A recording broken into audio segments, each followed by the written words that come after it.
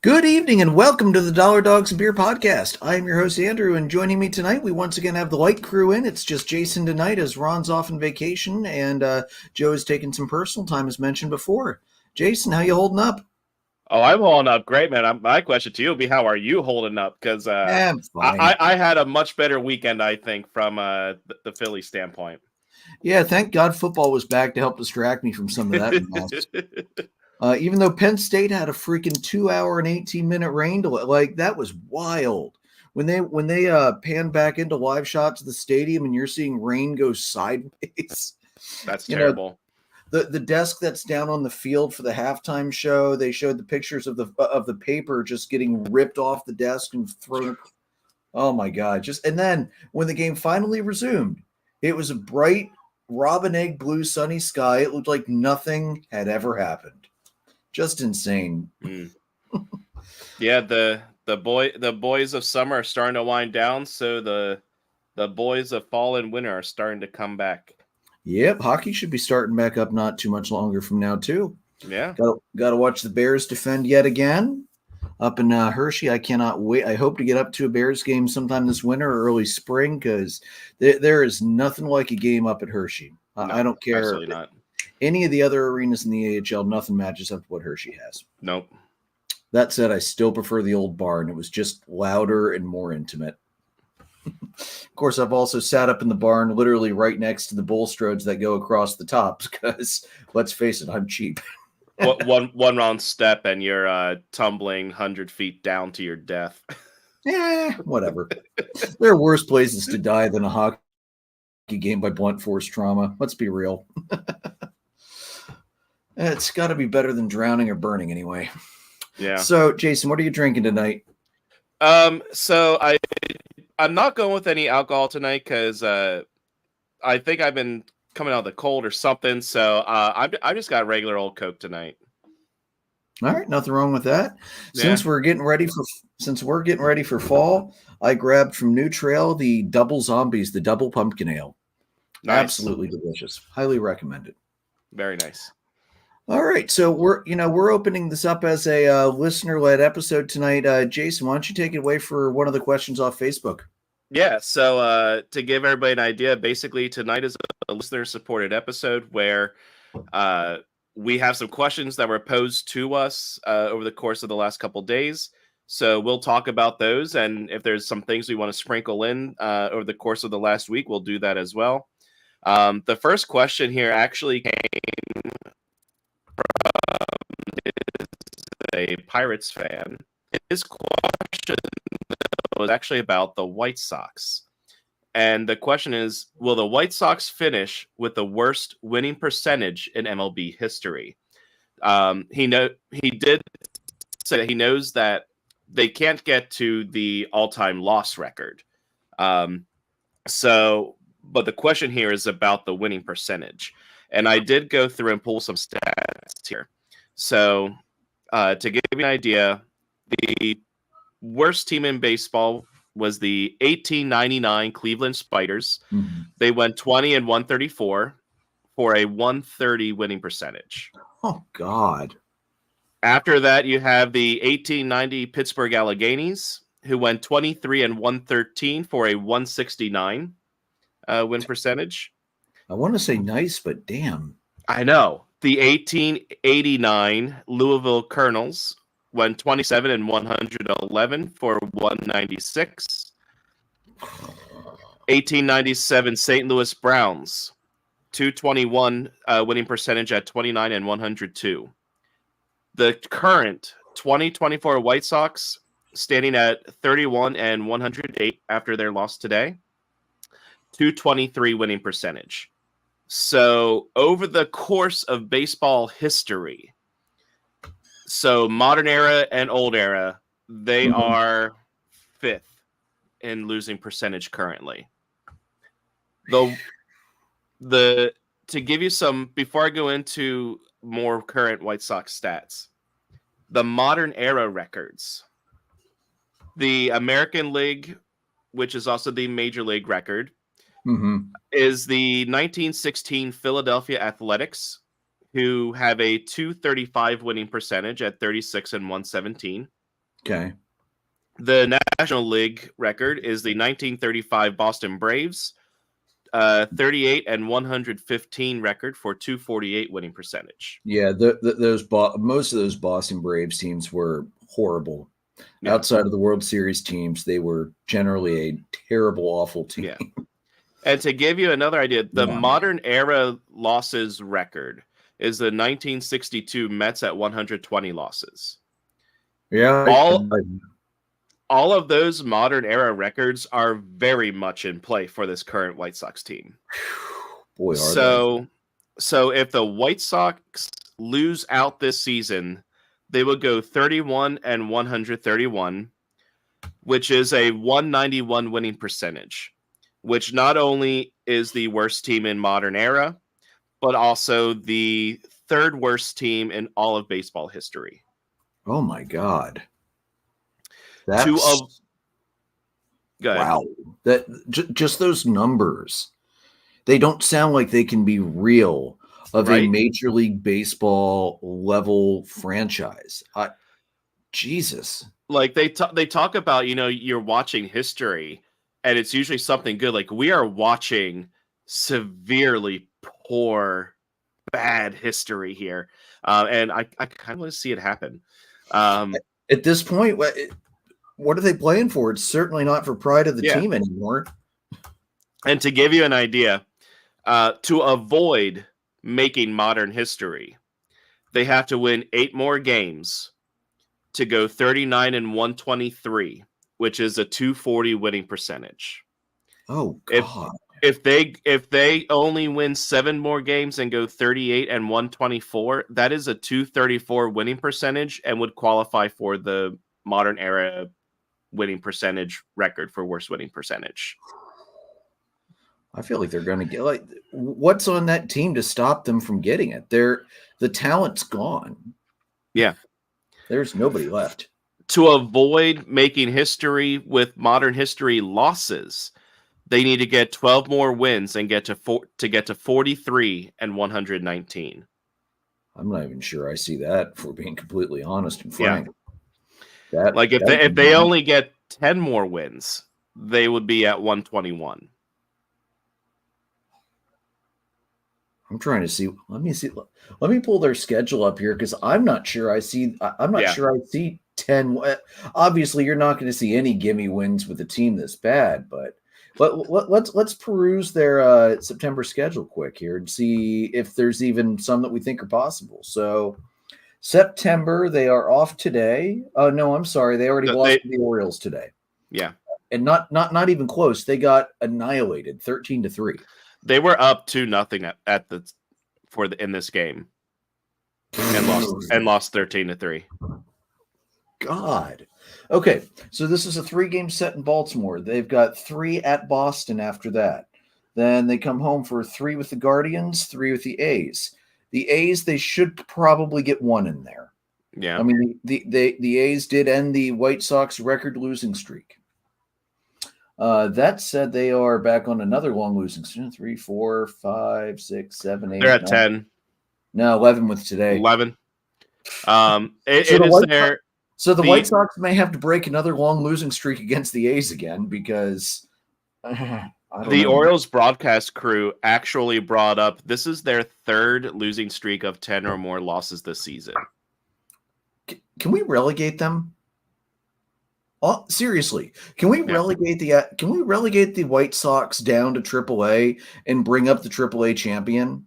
and that will actually be a follow-up question to this. We'll get to that. Who else do the Sox have? Then they head out west. They have 3 at the Angels, and there's no travel day between the Athletics and the Angels. And then 3 at San Diego. So probably in the West Coast trip, maybe 1. Probably the Angels, they'll sneak 1 from. And then they come home, 3 with the Angels again, so maybe 1 more there. And 3 at Detroit to close out the season. And I'm going to tell you, dude, these home game ticket prices are starting as low as $1. Yeah. Actually, no, I'm sorry. That's away at Anaheim. They've got ticket prices for that Monday, September 16th game starting as low as $1. Matt just chimed in here. Put them in the Atlantic League. Matt, honestly, they're close to that bad, but I think they would probably beat in a 7-game series. They would probably beat most of the teams in the Atlantic League. Maybe not like second half Stormers, maybe not the Revolution, but I think they would do pretty well in most of the Atlantic League besides that. Give the Stormers a legit shot. Yeah, honestly, yeah, you have to at this point because the Stormers are actually playing really good baseball again, as they always do in the second half. They always turn it on. Yeah, I think they're 3 games up currently on Long Island.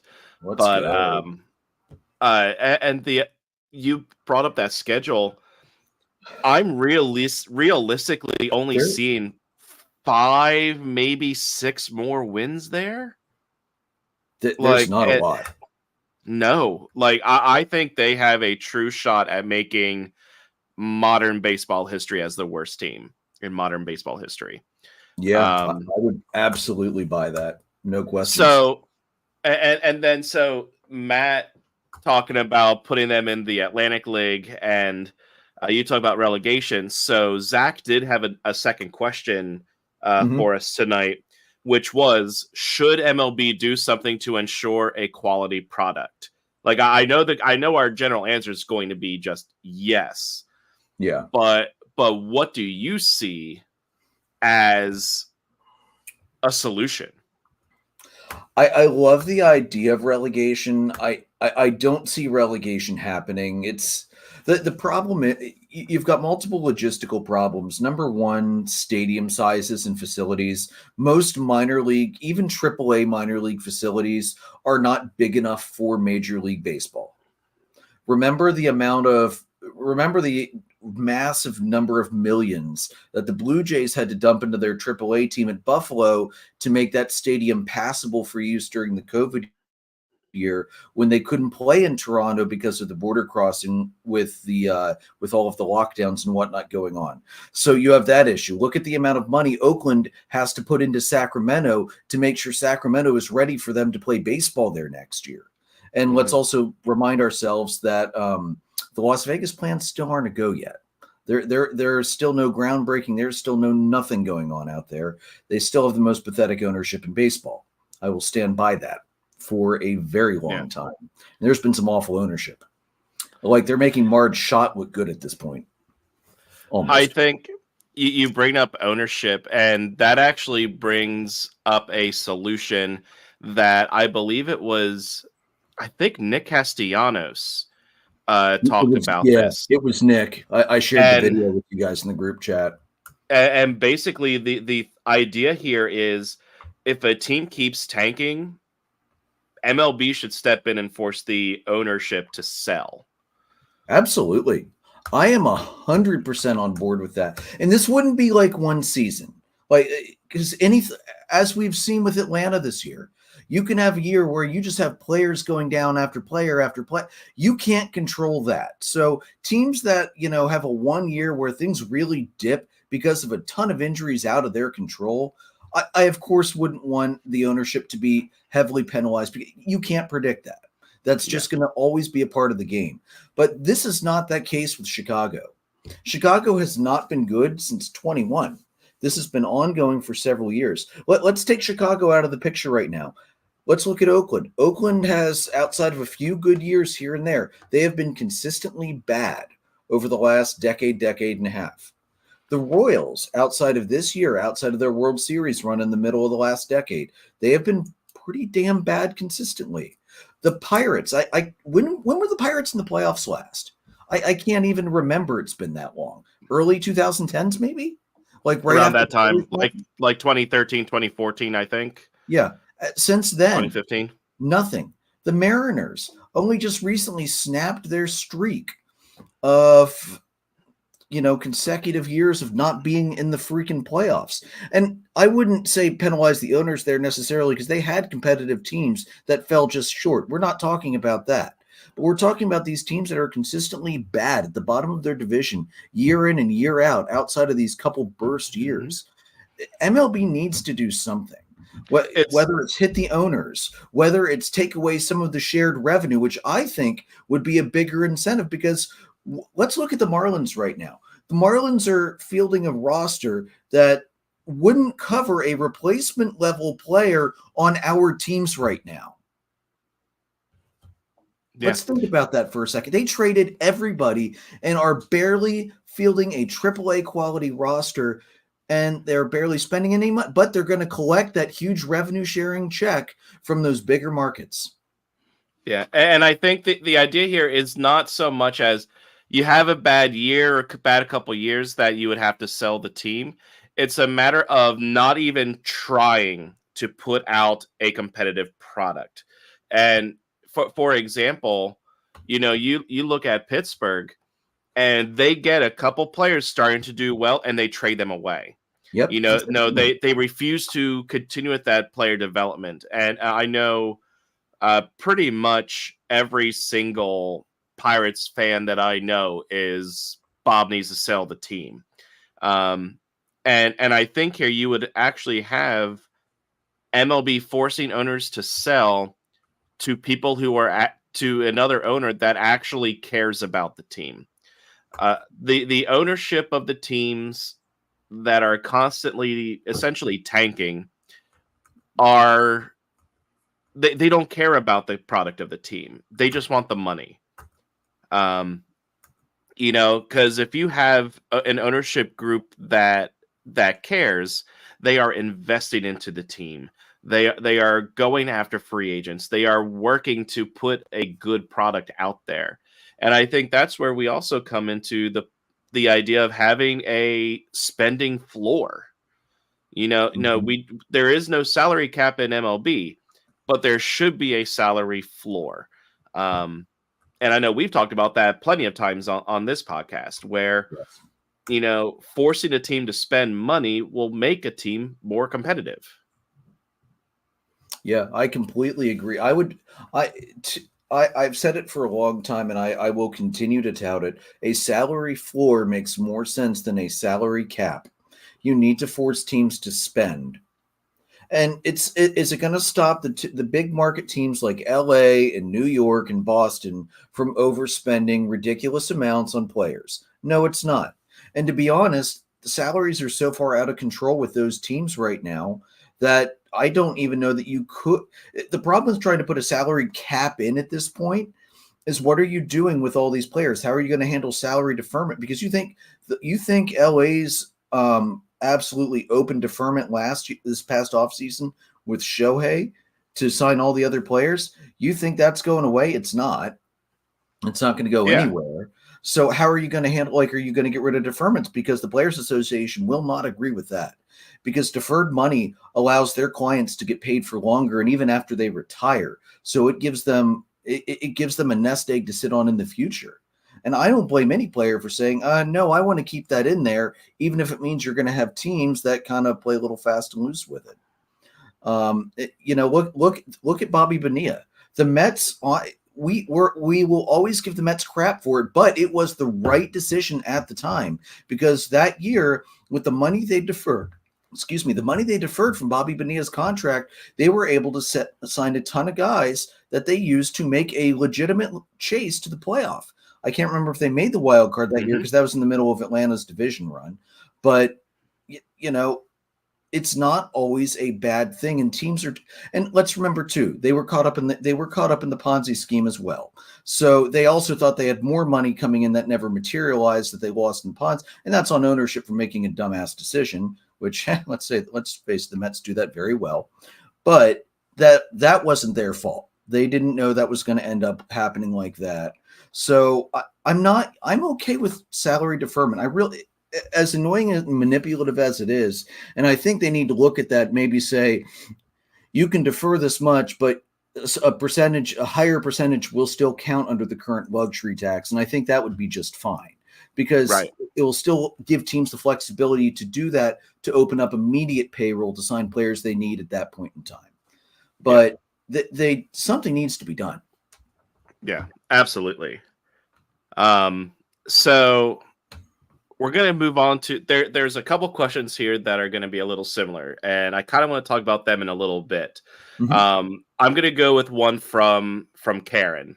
Okay. Let's go. She says, in the spirit of the Olympics and Paralympics, if you had to make a triathlon and one of the sports was baseball, what other two sports would you include? And then would you rather be the pitcher or the hitter for that sport? I'll kind of I'll give you my idea while you think about it. Yeah, go ahead. So my three sports, baseball would obviously be one. Mm-hmm. The second one, to me, I would go with softball because you have two completely different games that are very similar there. Mm-hmm. And then I would go with the almost worldwide baseball event, sporting event of cricket. Mm-hmm. That would be fun. So baseball, softball, and cricket. And I would probably prefer to be the batter for baseball and softball, but be since I mean they're called the bowler, essentially be the pitcher or the bowler for cricket. Yeah. First of all, anytime bowling is involved in any way, shape, or form, if you're not there, there's something wrong with that. Yeah. Because let's face it, you're up to 11 perfect games. How many? Perfect games. I'm at 20. Okay, I knew it was way off. Yeah. So I have 11,800. So you were there on that stat. All right. So because of that, I'm going to present you to the court as an expert in the subject of bowling, whether it's bowling, 10-pin, 8-pin, any of the other weird offshoots of bowling, or the bowler for cricket. We will present you as the expert. You've got the perfect games to back it up. Sounds good. So I see we have some listeners in here now. So for our listeners, basically the listener supported question was in the spirit of the Olympics and the Paralympics. If you had to make a triathlon and one of the sports is baseball, what would the other two sports be? And I said baseball, softball, and cricket. So if you're listening, feel free to let us know what your triathlon sporting events would be, including baseball. Andrew, what do you think? What are your other two? Honestly, I like what you did there. I really do, because it's three sports that are similar in nature. They've got some crossover rule set, but they also have enough differences that it's not the same game for all three. I like your three. I'll stick with it, honestly. I'm gonna change up what I'm doing. I'm not hitting. I'm gonna pitch, because I was a much better pitcher than I ever was a hitter. I can still throw a knuckleball. I can still throw a split-fingered fastball once or twice before my elbow gives out. I actually figured out how to throw Tom Glavine's swooping changeup years ago. I still could do that. I actually know how to throw a forkball too. Curveball, slider, forget all of that. My fastball wouldn't break a pane of glass at this point, probably. But I've got enough junk ball stuff that I could survive. Softball, I would probably hit. I haven't done enough underarm throwing to feel like I'd be in any way accurate. And considering we're calling this an Olympic level triathlon event, I'm assuming it would be fast pitch, which I'm not sure I'd hit any better than slow pitch. Let's be real. But I think I'd at least have a chance to be useful to the team in the setting as a not pitcher for fast pitch, because I have no damn clue where the hell that ball would be going. None at all. And truthfully, I'm probably more likely to take out spectators than I would be to actually get a pitch anywhere close to the plate. So let's put me in the field. I could play infield for softball. I could play outfield for softball, so you could do that. Cricket, you know what? Just tell me to do something. It just sounds fun. And every time I watch it, they've a ton of cricket on ESPN Plus. I remember when you told us about the cricket coming back from the cruise, and how much fun it was to watch that. I watched some on ESPN Plus, and it's a lot of fun to watch. It is absolutely wild. Matt, what do you got here? I'll say Matt's got a good one for us here. Home run derby, round of golf, 10 frames of bowling. So you may as well just give the goal to Mookie. Actually, believe it or not, I actually might give that to John Smoltz if they'd let old retired guys play. Smoltz wouldn't be able to hit very well for the home run derby, but he'd kill it in golf. And I mean, if he could figure it out in golf, I'm sure he could figure it out in bowling well enough. Because we're assuming, of course, that the athletes are going to be specialized in only one sport, not all three. Right. So, but if you think about it, though, triathlon athletes, they are very good at all three.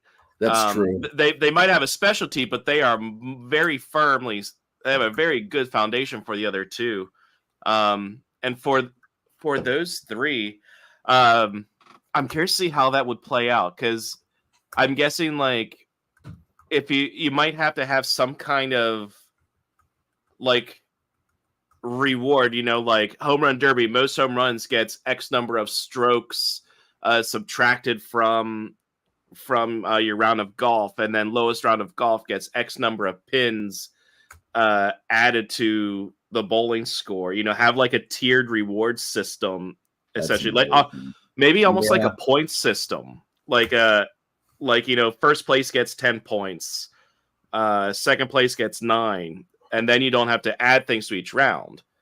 So that could work. Figure 10 say you have 10 people doing this. 10 people in the home run derby, winner gets 10 points, 10th place gets 1. Round of golf, low score gets 10, high score gets 1. And then 10 frames of bowling, high score gets 10. So, then you figure out of 30 points, there's your ranking. Yeah, that would actually work pretty well. Yeah, I could see that. All right. So let's go back. All right. So let's not do the three together thing. Oh, I got a good one. We'll do home run derby. We'll do a round of pitch and putt, and then yard darts. Oh, nice. Old school yard darts. None of these bullshit safety doesn't aerate your yard darts they have now. No, I want the old school ones, the 2-inch fucking metal tine at the big hoop that let me help aerate my grandparents' lawn in the summertime years ago, because that was the best way to play yard. And let me tell you, I was the family champion in yard darts many, many times over that. Of course, I was also young, so watching, how my shoulder feels now, I know that's why my uncles probably couldn't hang with me as long, because that would be fun, though. That just made me think, like, I know we're definitely going down a rabbit hole here, but what would be the backyard triathlon? Like, I'm assuming like cornhole should be in there, probably. Cornhole, yard darts, and what's the mallet, the heavy balls? Croquet. Croquet, yeah. That's it. That's a good one. I would potentially even swap the lawn darts out for something like bocce. Yeah, similar game. It's by and large the same game. Yeah. It would depend on how big the yard is. If you have a yard big enough for a good for a good croquet area, then you would do yard darts. If it's a smaller compressed croquet area, bocce. Yeah. Oh man, bocce is fun. Bocce is off, but I actually got a set for when we go on vacation this coming weekend. So nice. Yeah, that would be a good time. Prime Day. Can't beat it. So for our listeners, it is a listener-supported episode. Send us your questions that you want us to talk about, baseball related, non-baseball related, what have you. Yeah. It's just a fun episode tonight. We have no agenda. We have questions from all of you. So the first one. Here we go. Oh, Matt, I like this. Beer pong, flip cup, yard darts in that order. I say that with the caveat of the yard darts need to be away from windows and glass. Because, oh, God, I was never good at flip cup. Oh, man. Somebody's going to wind up at the emergency room with a dart stuck in their chest. And I'll be the one who threw it because I suck at flip cups so bad. Oh, man. Matt, that's great. Oh, man. So this next question was from this was from our buddy Pat Sienkiewicz. No, I knew this one was coming. I mean, it was a question. So he It wanted to was. know how happy we were with the series.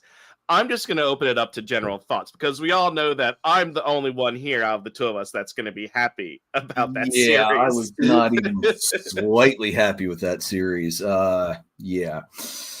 Well, Do you okay. want to go first, or do you want me to go first? Okay. Well, here's Dan, I'll answer that in 1 second. So here's my initial thought was lose the battle, win the war. The Braves were able to clinch the season series. So if they are able to make a run in September with hopefully a slight Phillies swoon, it does mean Atlanta has an easier path back to the division title now that they hold the tiebreaker. And as the Mets found out in 22, boy, it sucks when you don't have that tiebreaker. So it was honestly the series I expected. There wasn't a lot of offense. We know pitching is a strength for both of these teams, without a doubt. To be honest, any team going against Philadelphia and Atlanta, that's hard to match up that pitching because our starting is deep on both sides. Our bullpens are deep on both sides. You guys might be slightly deeper right now with Minner out for the year, but it's still both bullpens have a lot of really scary guys you don't want to face when you're down to the last 3, 6, 9 outs of the game. To answer Dan's question, why did they throw Cassie a fastball, especially after the previous at bat against different? It's a different pitcher, man.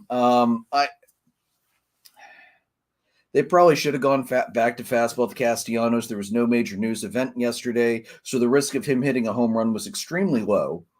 Because let's be real, as we've noted many times, Castellanos home runs tend to follow major news event.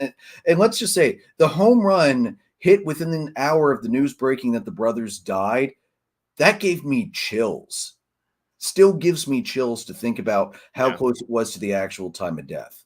Yeah, it was within the hour. And also, what is it with Castellanos and hitting home runs around news events?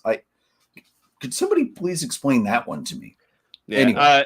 And I was actually, I put that in like a work sports chat, and Matt pointed out that it is kind of weird to be looking for something to happen because bad things happen every day.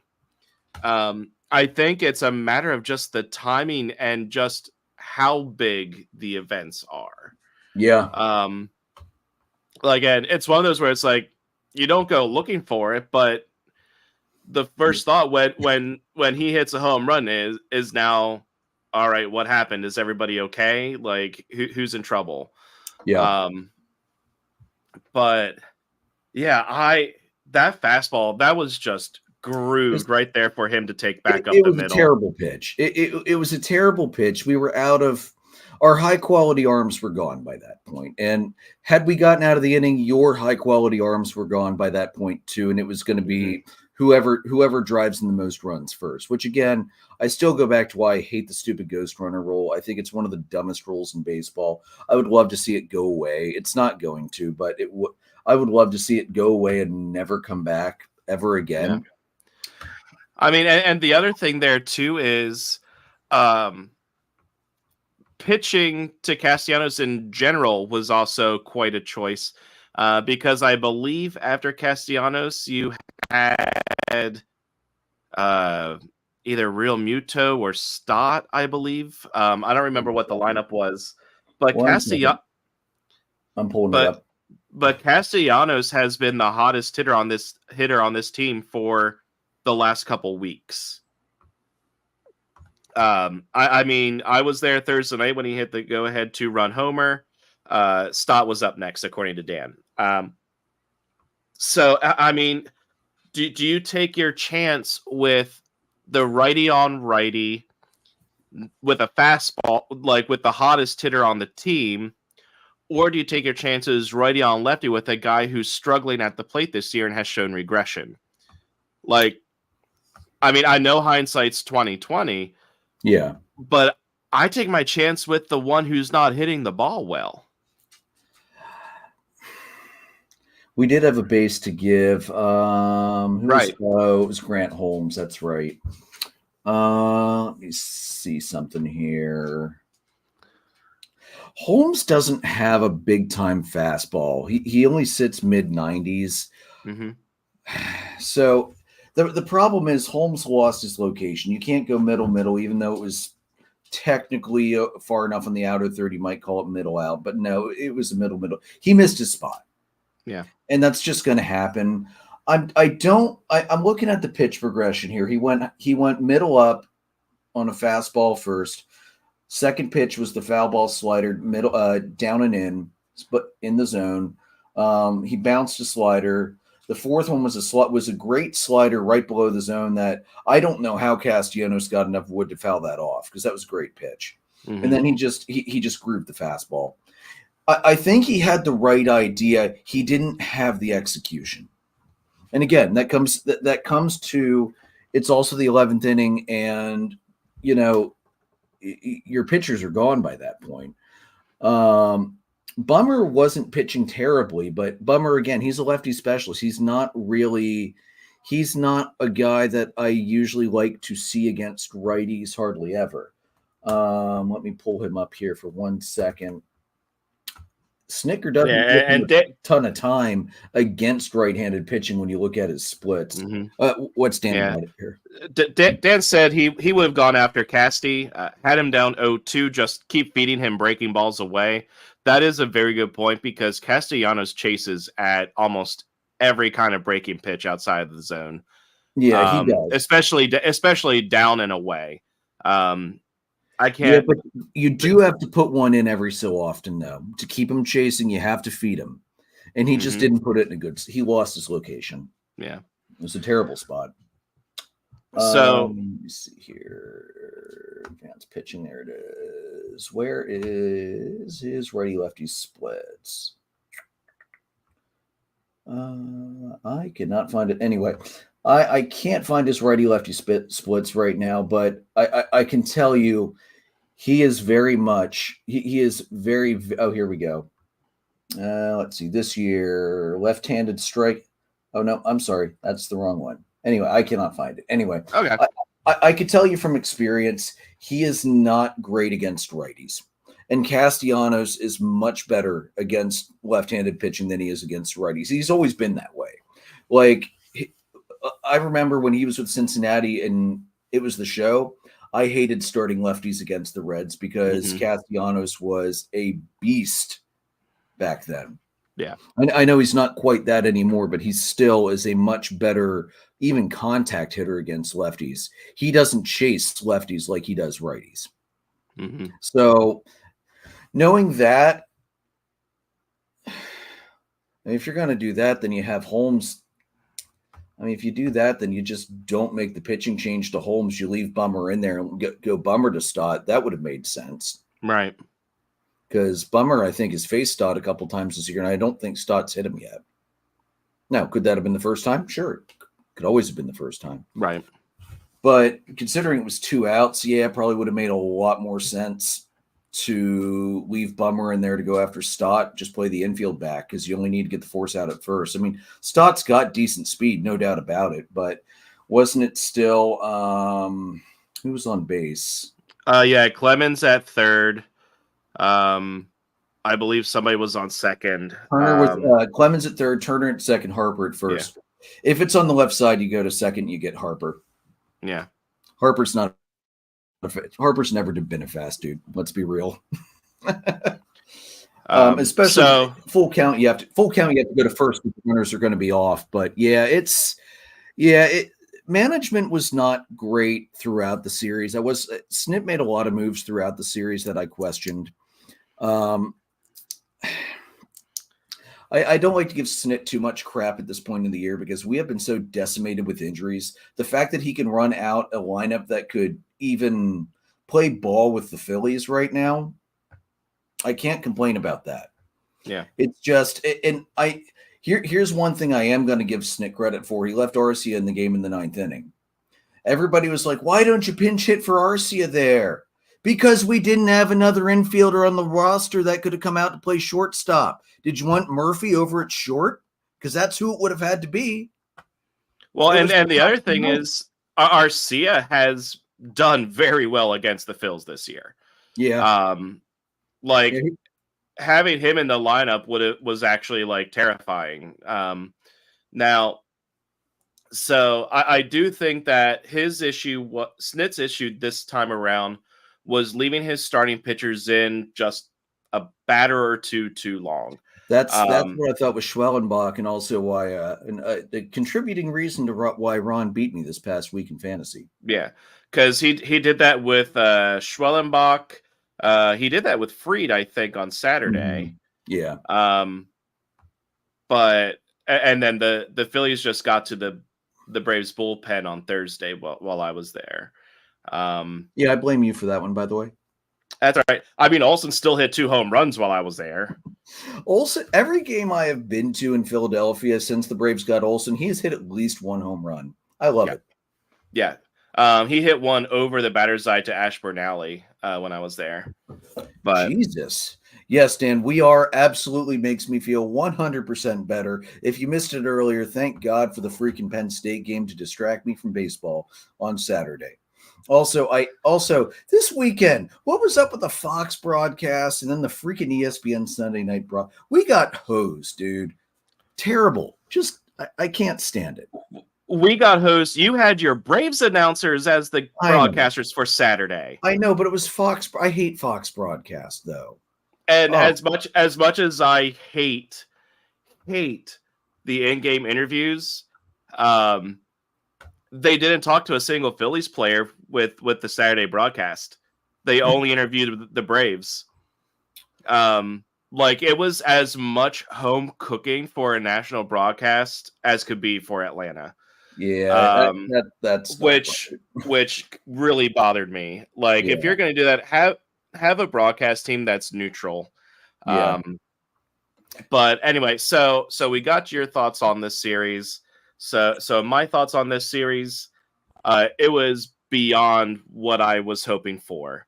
I was thinking the goal for this weekend was to get a split, go 2-2, maintain a 5-game lead, which would still be tough to overcome in the last month anyway.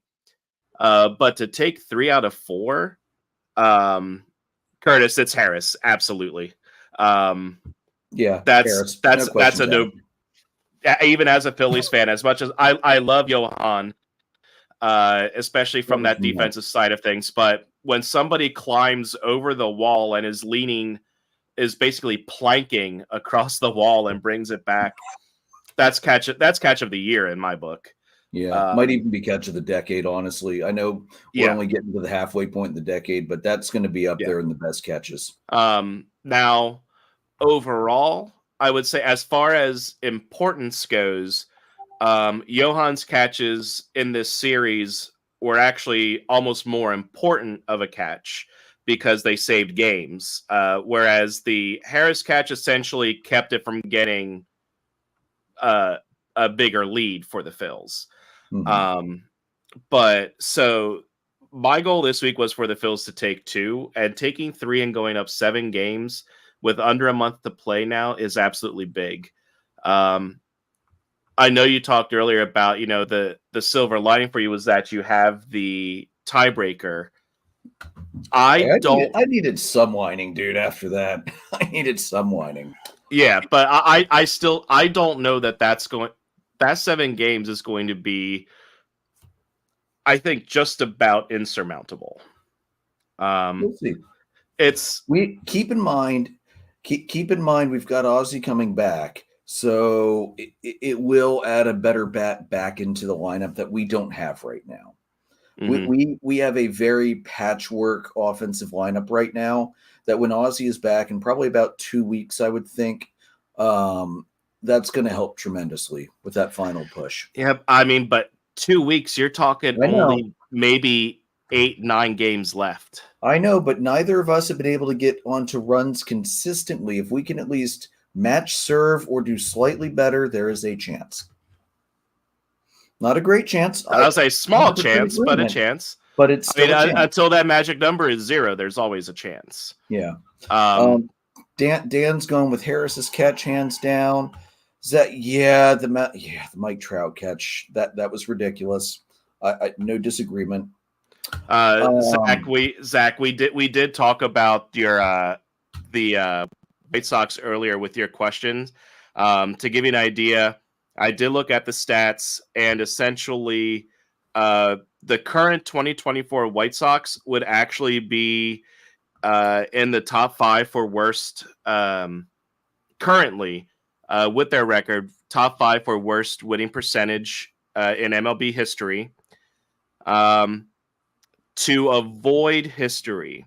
So if they were to lose out, go 31 and 131, they'd be at a 191 win percentage, which would be third worst in MLB history. So they're not going to be the worst win percentage team in MLB history, but they have a chance to be top 3.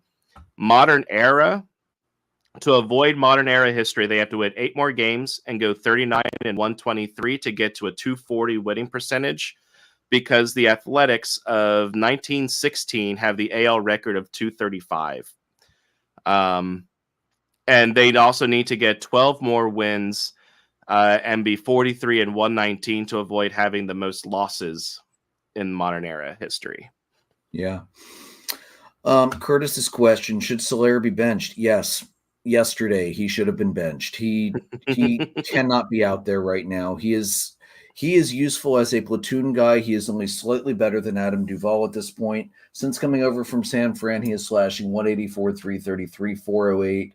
He's got 2 homers, 12 RBIs, 16 walks, and 26 strikeouts. That's over 25 games. I've seen enough. This is not 2021 Soler. Yes, he needs to be benched. Let me just pull up the comparison with Duvall here quick, just to make sure I'm not deluding myself that he is a slightly better option than Duvall. No, I'm not deluding myself in the slightest.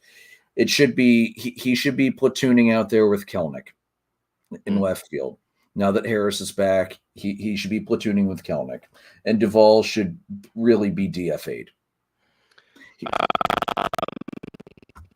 And Zach, sorry, we're bouncing around here, but for your other question, Zach, about MLB doing something to ensure a quality product, the not so realistic idea we had was relegation.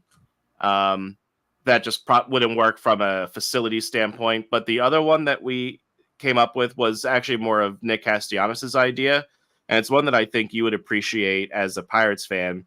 Is if a team is consistently tanking and refusing to even try to put a quality product out there, the owner should be forced to sell to somebody who actually cares about the team and would be trying to put together a quality product, a competitive product.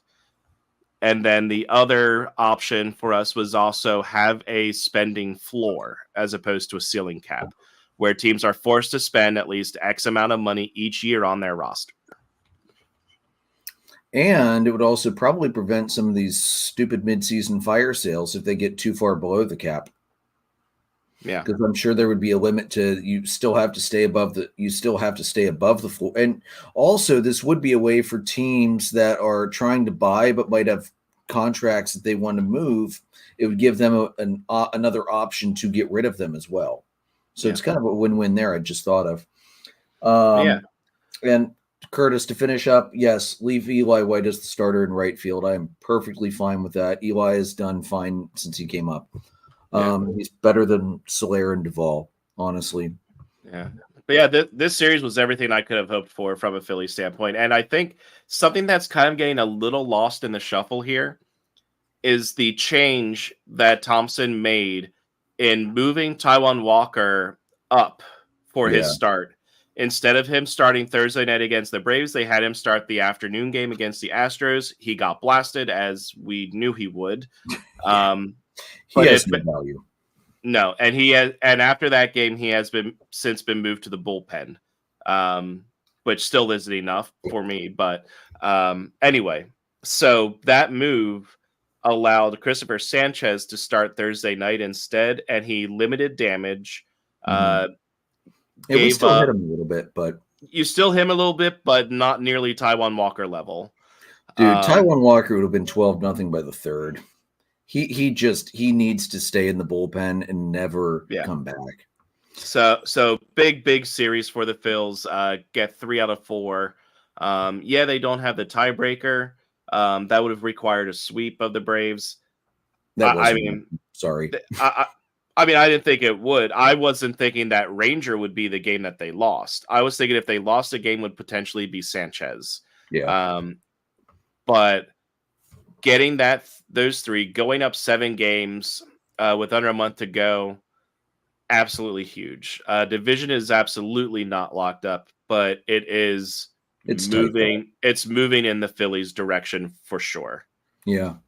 Zach said Nutting has to go, but I'd love if a team has 3 straight bottom 5 finishes, they forfeit their first round pick for the following year. So Zach, there actually something interesting here.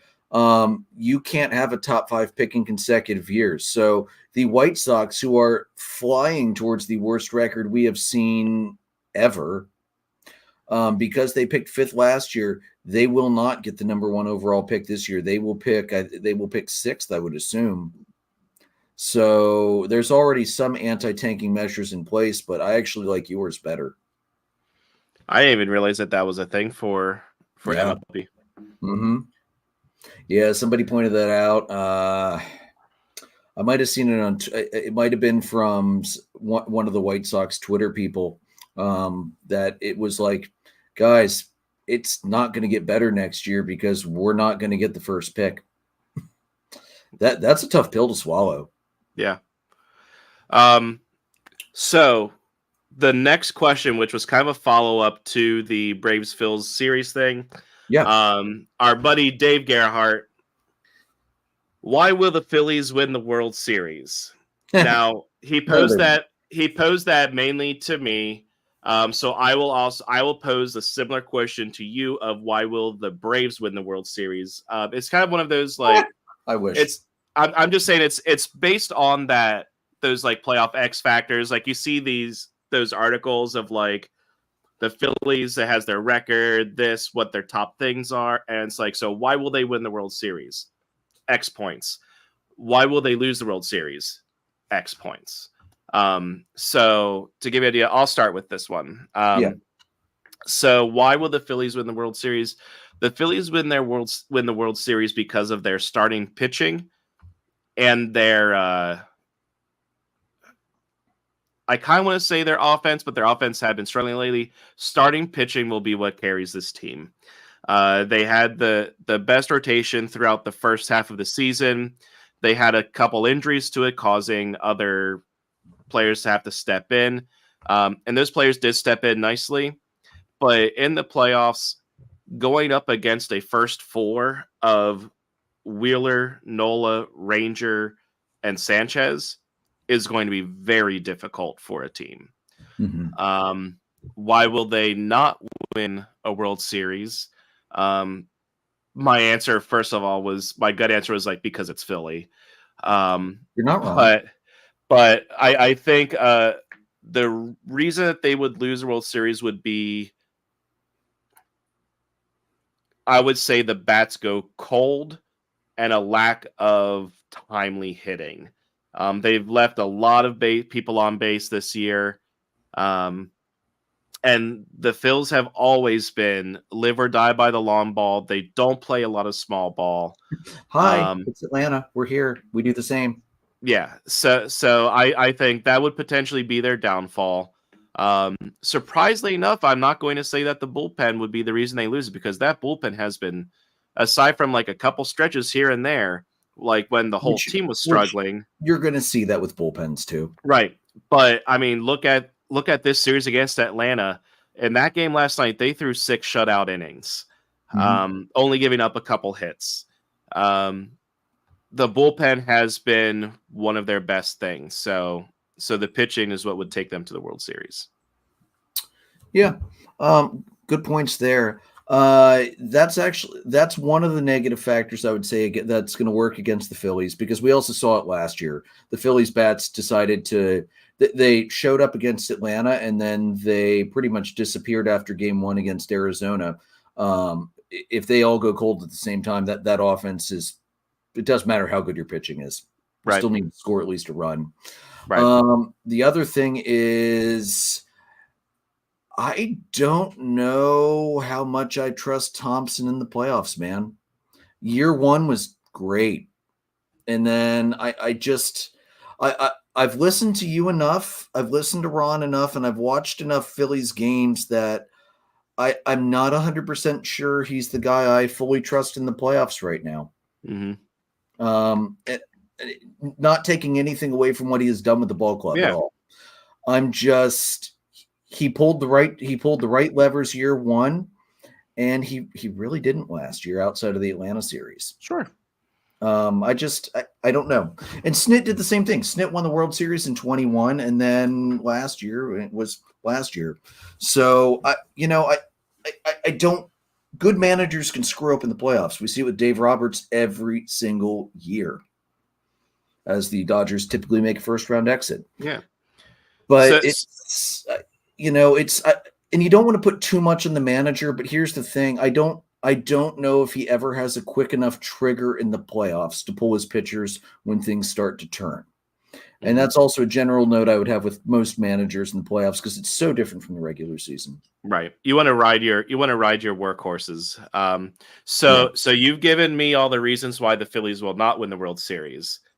Why will they win the World Series? Starting pitching. Yeah, 100%. Starting pitching. What about the Braves for you? Why will they win? Why will they not win? Pretty much the same damn reasons you have. Our starting pitching. Our starting pitching will carry us. You've got Chris Sale, who is pushing towards the NL Triple Crown, which we haven't seen in at least 20 years. It's been a long time. I don't know how long. The bats are streaky and the bats are inconsistent, but when they're on, they're pounding. Let's remember, Atlanta's going to get Ozzie back in September, which means Whit Merrifield can go out in the outfield and help bolster the outfield depth, because Whit Merrifield has been great since we got him. We don't need Urshela has been great as well, covering for Riley. He's been his slash line, Jason, less power, but he's hitting 293, 310, 366 since we got him. Mm-hmm. So I'm not worried. Riley's going to come back in the playoffs if we make it deep enough to allow him to come back. So bats, we will get better bats back in there. We just need to get to the playoffs to have a chance. If we get in, I'll ride our pitching. I will absolutely 100% ride our pitching hard, because Sale, you've got Fried, you've got Morton way down, because you still need that older vet guy to carry some innings. Reynaldo Lopez has been out of his mind this year. He was the ERA leader for the longest time before he got hurt and fell below the innings requirement. It's the pitching is there for Atlanta. The bullpen is there. You guys might have a couple better arms than us, but again, nobody wants to face Atlanta and Philadelphia in the playoffs because of the top line pitching. Anybody that says bring on the Braves, bring on the Phillies, we'll take them, you're nuts. Pitching wins championships. A good pitching team will go farther than a team that has to rely on hitting 12 runs a game because their pitching can't hold it down. We've seen it time and time again. So what will prevent the Braves from winning it all? Streaky hitting. Exactly the same reason why this team can't get a footing and get any kind of momentum in the regular season right now.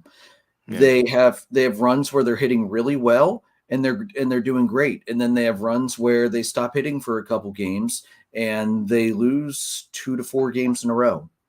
That it's all the hitting will drive this team, and I wish this team would adopt more of a let's just get a damn hit instead of trying to hit it over the fence every other pitch.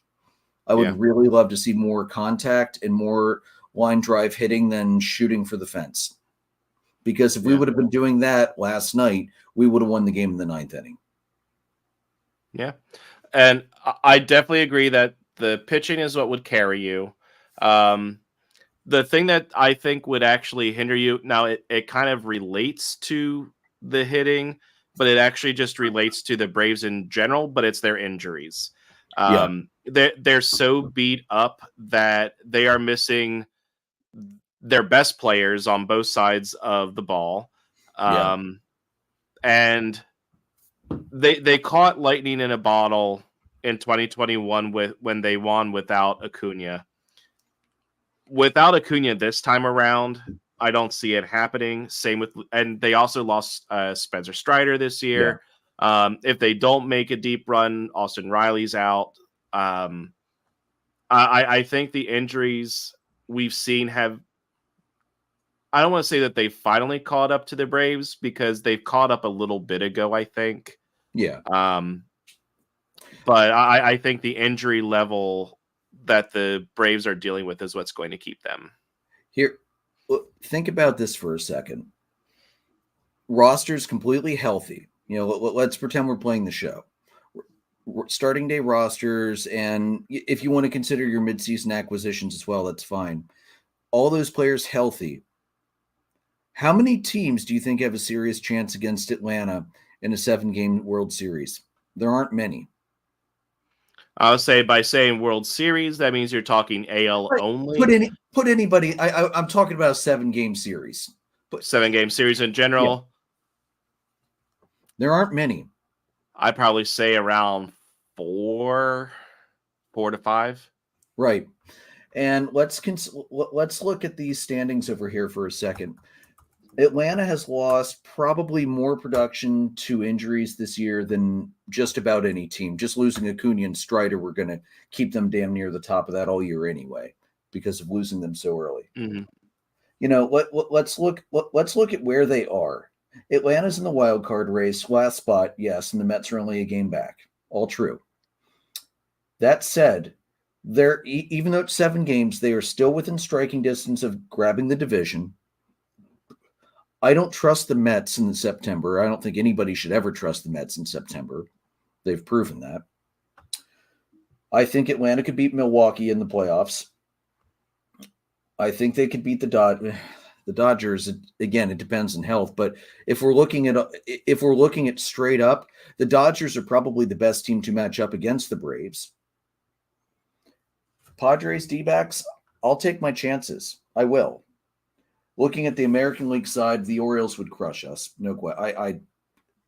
Looking at that, everybody healthy, the Orioles, the Yankees would be a damn good series. That would be tight. I would not worry about anybody in the AL Central. I would not worry about anybody in the AL West. This has not been our year to stay healthy. That's why Murphy has been wildly underproductive this year. He got hurt in that first game, and I don't think he ever really got his legs under him this year. It's, I'm not gonna say we're not gonna go anywhere this year because of injuries, but I'm also not going to say that injuries also didn't completely derail what could have been an absolutely insane season out of the Braves. Oh, injuries absolutely have an effect. Yeah, it's a matter of how the team tries to survive it. If you don't replace production, you're not going to replace those wins. And I have a case in point here from the positive side of things. Look at when the Phillies lost Trey Turner for 6 weeks. Edmundo Sosa came in and basically matched or exceeded Turner's production. If he doesn't do that, the Phillies don't win those games.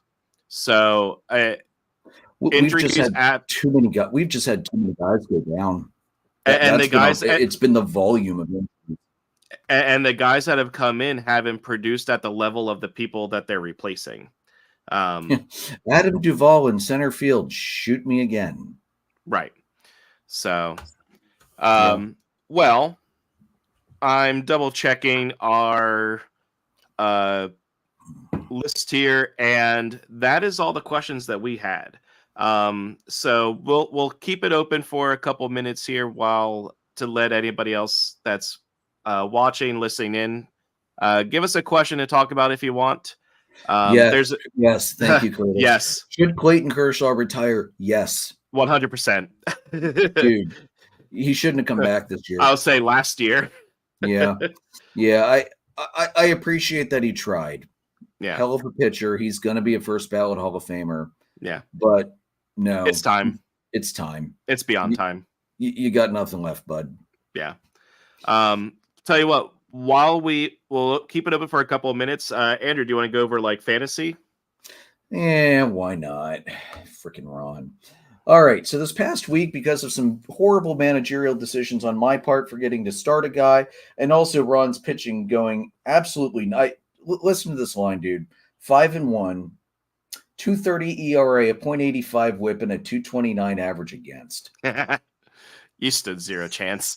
Well, but here's the thing. I could have tied quality starts. I could have passed him in innings. Oh, I already had innings. Never mind. I could have tied quality starts. I would have broken the tie in strikeouts. And that 15-11 loss would have been a little bit close. It would have been, 13? It would have been 13-12 or 13-13. That's frustrating as hell. I can't believe I did that. So thanks to mismanagement on my part, Ron did squeak past me 15-11. Looking around the league, though, the monster was Jason absolutely obliterating Joe 21-4. Holy shit, dude. My team was insane this week. God. Offense, the defense, the pitching, Everything. like it was.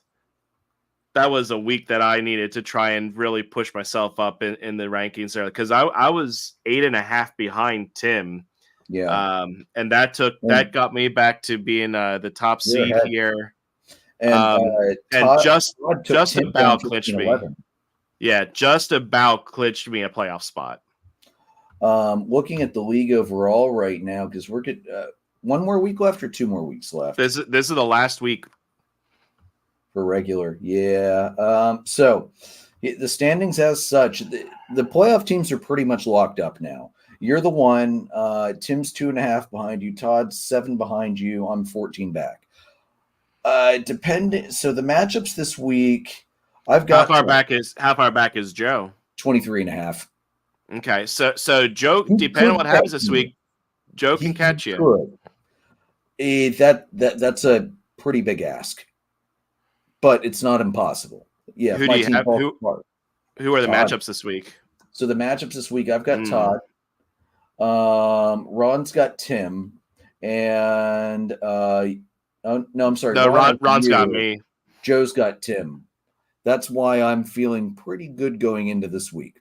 We might see some seedings change. Yes, but that would be about it. And again, if it ended today, it'd be you and me on one side, and it would be Todd and Tim on the other. Huh. Yeah. But again, that'll be next week. Week 23 is when playoff starts in our league, because we were smart and did weeks 23 and 24 instead of 24 and 25, so nobody got screwed in the last week by teams resting people. Can Ron catch Joe? Let's see here. Ron is 14.5 back. Yes, but not likely. So he can catch Joe. Should Joe poll for the fans? Should Joe tank this week to see if he can slip into that number 1 spot for next year, just to give Ron an enormous middle finger? I don't think Joe wants to wear a Cardinals hat or anything, though, on the podcast. No, I can most assuredly say that he doesn't. That's Joe's still making moves, man. Joe has made more moves than anybody by a long shot. Joe's made 102 moves. I'll say he's been really trying over the last couple of weeks. It just hasn't worked out. Yeah. Whereas I changed most of my team from draft night. Yeah. That worked out all right. Yeah, I dealt with a lot of injuries on my team this year. Like Acuna's my keeper, so I had to keep him. I had to stash him on the 60 because I don't know that I have any of the hitters that I have. Freddie De La Cruz, Corbin Carroll. I mean, those 3 or Shohei, they wouldn't be bad choices to replace Acuna as a keeper, but the potential you get with a healthy Acuna is just worth probably holding on to. And Garrett Cole's my keeper right now, so I didn't have him for the first almost third of the season pitching-wise. And none of the closers that I've had have been phenomenal. Duran's been consistent this year, but probably the best move I made was picking up Kyle Finnegan back in mid-June. Holy crap, who would have expected that? I know he doesn't get a ton of opportunities, but he hasn't been blowing them this year. Right. Hell of an appearance out of him. I mean, at this point, I'm pretty much locked in on. I don't think I can improve my pitching any better than what I have right now. I'm shocked Schwellenbach was even available in free agency in our league. I was like, what? Has nobody been paying attention to the fact that he's been pitching really well? All right, Andrew's going to take him. So that was that was definitely a good move for me. I'm going to get Yamamoto back shortly. I think within the next 2 weeks. He's already doing rehab, so mid-September. So, I mean, if I only get a couple starts, but if I get him in the right time, I mean, that could mean the difference between potentially playing for a championship or playing for third place. So, right. I'll take my chance on holding on to it. Let's be real, man. My freaking IL spot's been full all year. I probably should get rid of Riley at this point because he's not coming back, but I don't have anybody else to stash right now, so might as well hold him. Yeah. But this has been, and again, let's remember we went from we expanded from a 14 fantasy league to a 16 fantasy league this year. So it's been a lot different than last year when we had a largely unlimited free agent pool available. And we weren't looking for, let me grab this guy who just got pulled up and see if I can catch fire in the bottle. It's been a lot different this year. Yeah. Well, it looks like we don't have any more listener questions, sir. Do you want to take us home? Yeah, one thing I wanted to mention, Danny Jansen. Danny Jansen set some wild major league history last Monday after we came off the air. Now we've had there have been players throughout the years who played for two teams in the same game, but he set history doing it in the same inning. So the Red Sox and the Blue Jays originally had a game back in June. He was the starting catcher for the Blue Jays. That game got rained out and was finished last Monday. And in the meantime, he got traded from the from the Blue Jays to the Red Sox and finished the inning as the catcher for the Red Sox. That was a rain delay of 65 days, 18 hours, and 35 minutes. The press box announcement was pinch hitting for Danny Jansen, Dalton Varsho, defensive changes, Danny Jansen now at catcher. Cooperstown did request the scorecard from official scorer Bob Ellis, who did work the entirety of the game over the delay. So, that's just one of those cool things you love to see about baseball. One of those weird, quirky things that happen every now and then. That's just cool, man. That's especially really for a guy that will likely never make. For a guy that's never going to make Cooperstown based on his performance, very likely. I mean, I know it's a little young to definitely say that, but I don't see Danny Jansen as a future Cooperstown player. Hey, he's found a way to make it to Cooperstown no matter what. Yeah, I mean, that's just they awesome. probably took like the glove or something from him for the Hall, so he'll still be in there with memorabilia. Yeah, that's just. You never see that, and that's just so freaking cool to see.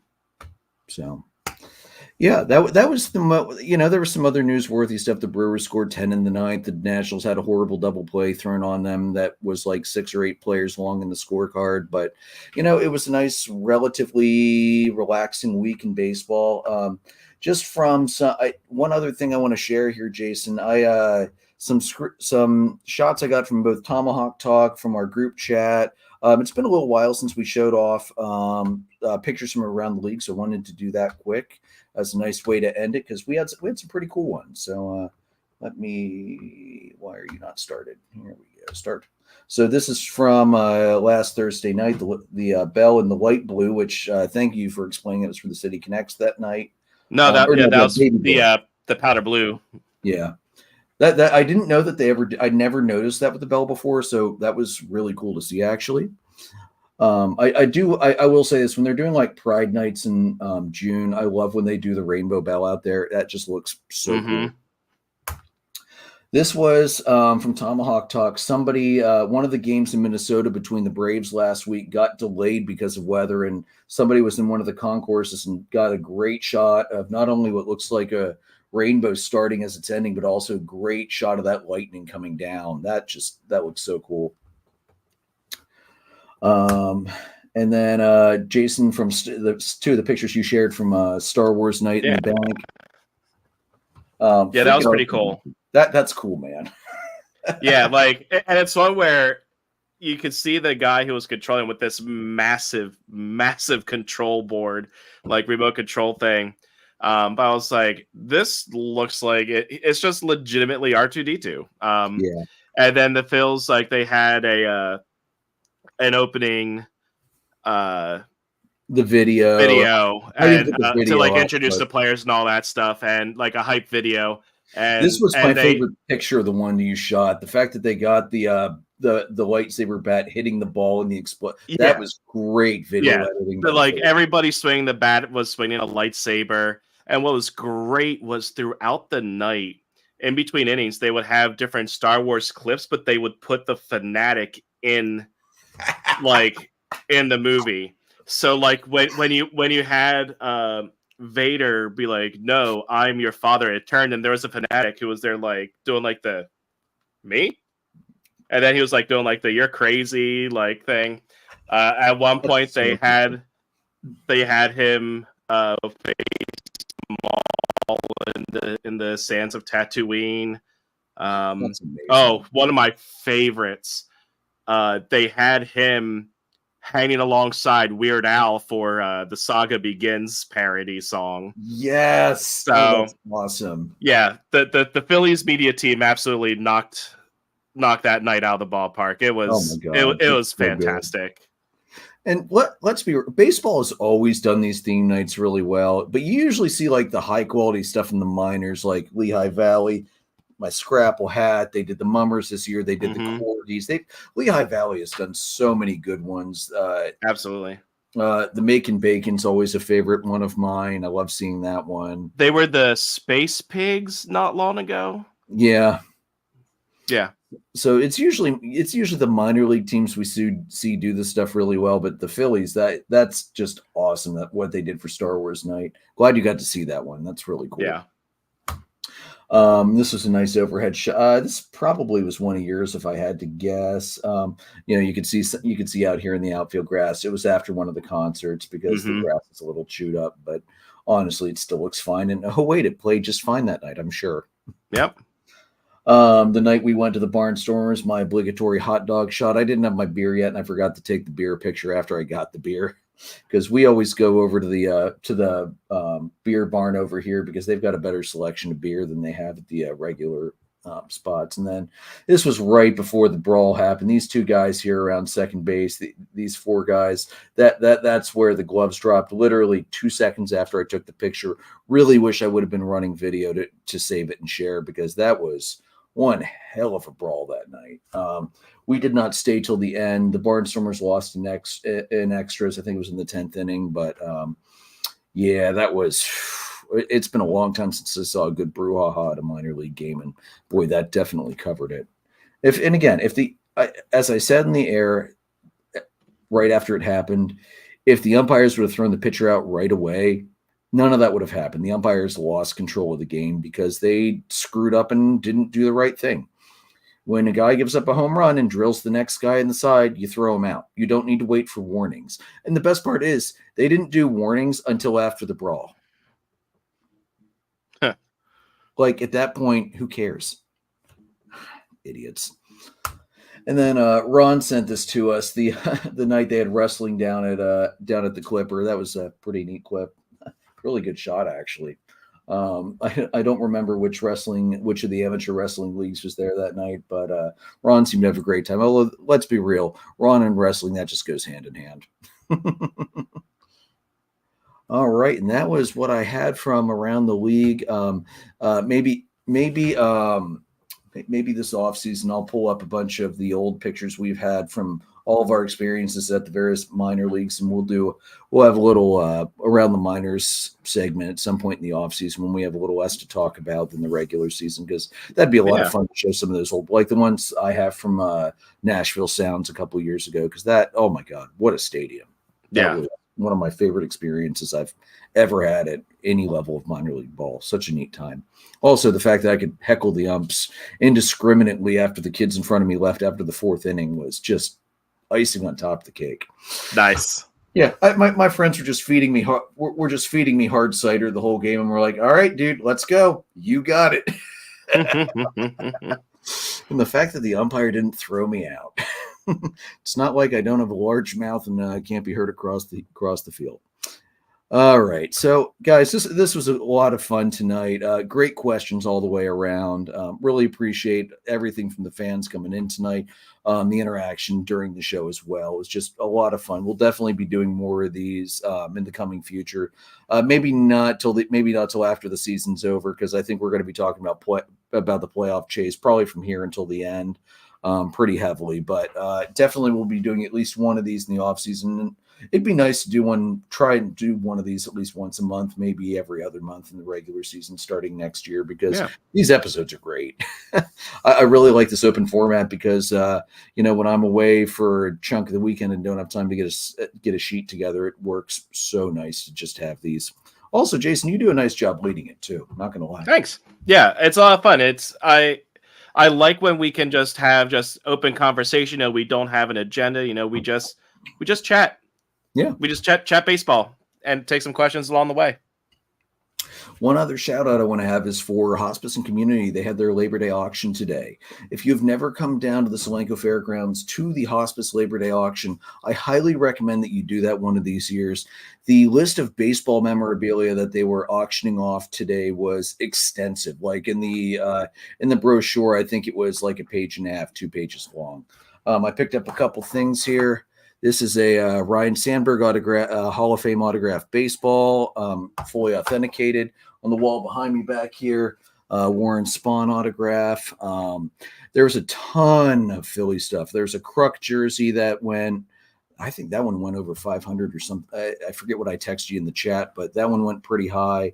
There was Philly stuff, especially, this being the area. There's Philly stuff from all eras of Philadelphia baseball. Nice. There was like a Larry Boa, Bob Boone autograph baseball that was pretty sweet. Like I said, there's a bunch of Kruk stuff. There's almost always a J-roll ball. There wasn't anything J-roll this year. I was a little surprised by that. But like any era, and there was a ton of football stuff. There was even a decent amount of autographed hockey cards and autographed hockey jerseys. And even there was a Christian Pulisic autographed Chelsea jersey. Like, nice. You never know what you're going to find down there. Amish made food, like the chicken bakes. They had half racks of ribs. They had, your standard hot dog. They had the pretzels. You name it, they had it there. At the breakfast. Oh my God, the breakfast logs are to die for.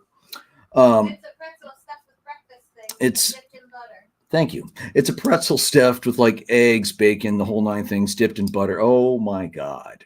Heart attack in a roll. Nice. And it's delicious and absolutely not nutritious, but who cares? It's all going. So proceeds completely go to Hospice and Community. Last time I checked on their Facebook, they raised over $1.1 million for the organization. So just absolutely wonderful to see. Used furniture, Amish made quilts, plants. The plant auction, dude. The plant auction goes all day. It's over 8 hours of plants being auctioned off.